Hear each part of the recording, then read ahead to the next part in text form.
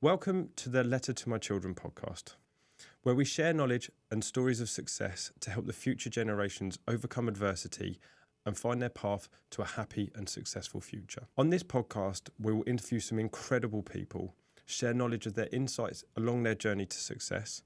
We'll talk about issues that we face on a daily basis that you can utilise in your day to get the best out of it. We want you to feel a part of a community of people that have all going through the same thing, but getting a result at the end of it. I love the term winners win, and that's what we want to create here. More people that are winning and finding ways to win and turn bad situations into good ones. I hope you enjoy the podcast. I hope you enjoy listening. And if you're not already, please subscribe so you can hear more of our content and hopefully get you out of any of those sticky situations. Hello and welcome back to the podcast. On today's episode, we're going to dig into how do you get yourself back after a hard day. Now, I personally have recently had some adversity, which I wasn't quite expecting, okay?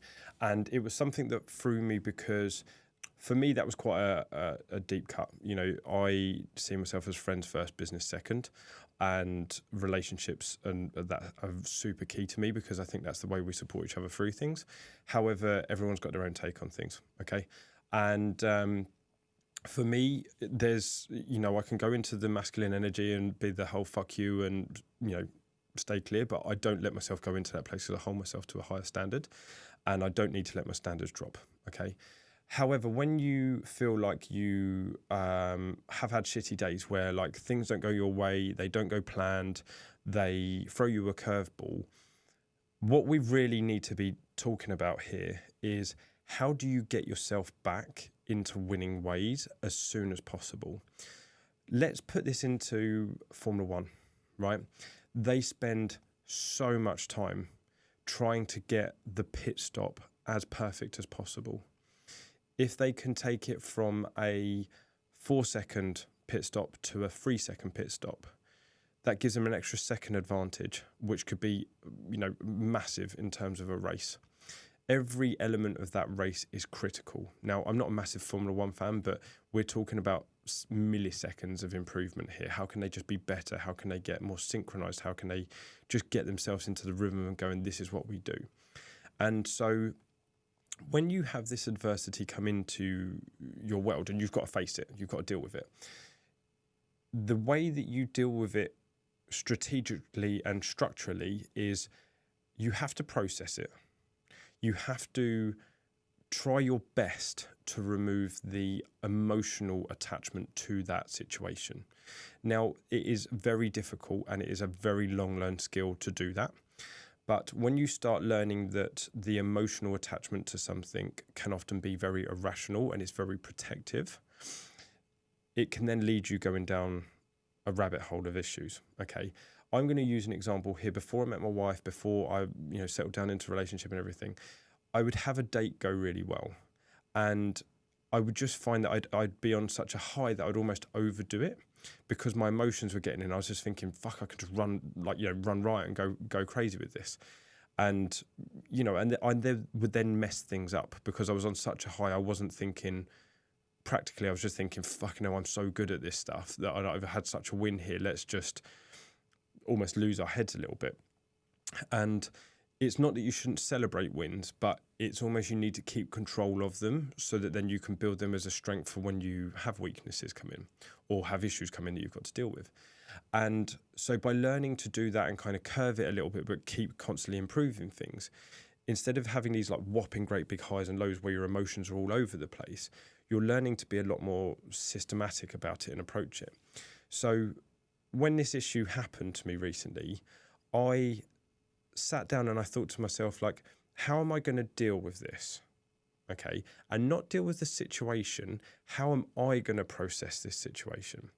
Now, for me, it was a case of I've got something really positive and strong here in terms of my family, my business, and the connections that I've built inside of the Identity Unlock. And it's constantly growing. Like I've got more and more people reaching out and it's very much just building momentum, and it's going to take off, and it's in the process of it, and it's incredible. I'm trying to keep very level-headed with things because I don't want to lose the consistency, because the consistency is the bit that really grows. So instead of letting the emotions of the situation get in check, I'm trying to take it away from the situation happening, going into my emotional state and then trying to deal with it in there. Instead, what I'm trying to do is calm the emotions down by using a more logical process to it. Now, I can only imagine and understand how much more difficult this is as a female, if you've got hormones, if it's part of your cycle or whatever it is, right? But especially when you have those situations where things throw you a curveball, what I would rather you try and do, and what I've learned to do in myself, is look at how I deal with the situation, not how to deal with the situation. So your decision making in that time has got to be, you don't want to waste time on it, like that pit stop. You want to get it out of your system and moving forward as quickly as possible. But at the same time, you've got to go into your inner values of yourself and ask yourself the question, do I allow myself to stoop out of my levels to deal with this? Is this something where I take myself out of what I'm built around, or do I just allow my emotions to run riot? And for an example, I was talking to one of my clients the other day, and she's been very fortunate. She's had a very successful family around her, and she's almost had that comfort blanket, which, you know, from a parent's point of view, I want to give that to my children. But at the same time, I can see the risk in it, is in they never learn to stand on their own 2 feet. And it's not that she's not sensible or clever enough to actually do that, but when we were talking more about it, she realised, for example, that if something wasn't quite going right, that she thought it was an enormous failure. Like, she was just like, I'm not very good at this, I should just leave it and quit because I've already got something behind me. What we started looking at here was, it wasn't the fact that she actually had that issue. That wasn't actually the issue. It was the fact that she had never had to fight for it for herself was the issue. So she was having to learn how to. So the second that she started reframing that into, I am now learning how to deal with this situation for myself, instead of it being, I'm just going to quit all of this and not stand up for myself and drop my own values, she started seeing a massive change, and she was like, this makes so much sense. The reason why I'm finding this hard is I'm learning something externally from the situation I'm actually learning about. So you're almost double learning at the same time, and it's a lot to take in. And that's why things like business growth, relationships, friendships, and all of that stuff, it's very much a two-way thing. In your brain, you're sitting there going, how am I emotionally attached to this? Does this affect me on a daily, or does it not? Or how do I let it affect me? Do I put things in place that it doesn't affect me and build a system around it? And so when she started looking at the fact that actually this was part of her learning curve to take her to a place where she was able to provide for herself and didn't need anyone else, she started seeing it as a massive win. And so when this situation came in for me, feeling a bit lost and feeling a bit like it was a shame that the situation had gone this way, it now lent me to a place where, how am I going to deal with this? Do I want to let my emotions get away with me? Do I want to just be erratic about this and start swearing at everything or not dealing with it very well? And I thought one of the true markers of this, because I know I've struggled with it in the past, is that I would lose my sleep. I wouldn't sleep very well. And I actually slept really well that night, which allowed me to see that I've won inside of myself by creating a character inside of me and a personality and a standard that I abide by, that wasn't anything to do with me, right? I hadn't made any bad decisions. I've done the right thing, and all I'd ever done was try to support the situation. However, someone else's vision and opinion on it was not right, and how I was trying to act. And so that's why their decision making was out of my control. And that's fine, right? We're all grown-ups, we have to move on, okay? Now, the way that I'd love to look at this is, from my point of view, that situation hasn't changed for me. That situation just means that I still care, I still give a shit, right? And deep down I always will do, because that's just me. Like, I give a fuck that everyone succeeds and everyone wins. It's just a case of finding a way how. And there is hundreds of ways how. It doesn't mean that there's just one success path. There is quick ways of getting there, but there's also unorthodox methods that just work exactly the same, right? And can get you even bigger results. So when you're looking at this situation, what we're really trying to dig into here is, when you've had a bad day, when you've had a situation that doesn't quite work out the way you want it to, and it throws you a curveball that you were unexpected to have, how are you, as your identity of the person that you're trying to be moving forward, as the leader, the role model, the carer, the provider, the security, the mother, father, friend, partner, whatever it is. How are you as an identity going to deal with it? Are you going to go into an emotional place where you just got no control over it, and whatever happens is then like almost like, why did I do that? Or are you going to take your control over it and go, I can learn from this. What can I learn? Okay.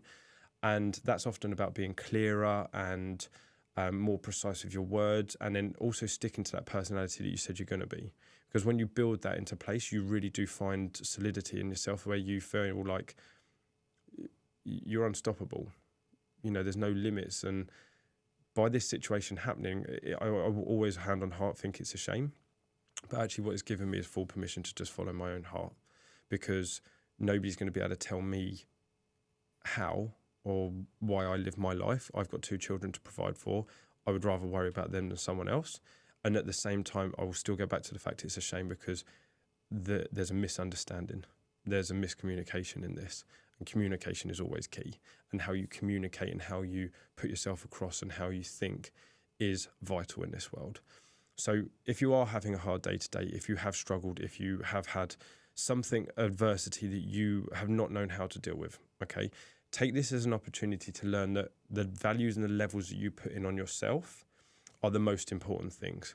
Go back to your values, go back to your key principles. It's almost like on your tombstone when it's written and said they were honest, open, kind, caring, like reliable, whatever it is, a role model, leader. Go with those principles, not the emotional ones. The emotional ones are there to protect you and enjoy moments. So you should be able to understand them, but then control them. If you can't control the emotions, that's where we've got to dig into the vision on those emotions. And that's where you really then start to open up about how your brain thinks. And then it's not a case of saying you're wrong. It's a case of putting action plans and triggers in place to be able to change the thought process into that emotion. So when it happens again, or if it happens again, you have your values as a human, and then you also have the memory inside of you to go, last time this happened, it didn't work well because of this reaction. This time I'm going to change it and do this because this feels more right, and everything in me says that that's the right decision, instead of your emotions going, run, charge, panic, like scream, shout, like get angry, whatever. This is very much a case of taking it back to what you know, taking a second, being in control of the situation, which is the big thing, then acting upon it in the right way and dealing with it sooner rather than later. You don't want to let these things linger on. You want to deal with them, because the quicker you deal with them, the quicker you can move on. And that is the way to win with this journey, vision, life, whatever it is. I hope this helps. Please, if you are listening and you love what we're doing here, subscribe to the channel. It generally means a lot. I would never ask for anything off of this other than to share it and let more people know about it. Like I said, the Identity Unlock for me is a case of just helping more people, and for my children, building something where if they ever need me and for whatever reason I'm no longer around, they can get access to the way I was, who I was when I created them, and what my vision was for them. And so this is why I do this. So I hope you have a great day. If you've had adversity, please move forward, find a way to deal with it. And if you really do struggle, obviously there's things in place to be able to help you with that. Have a great day.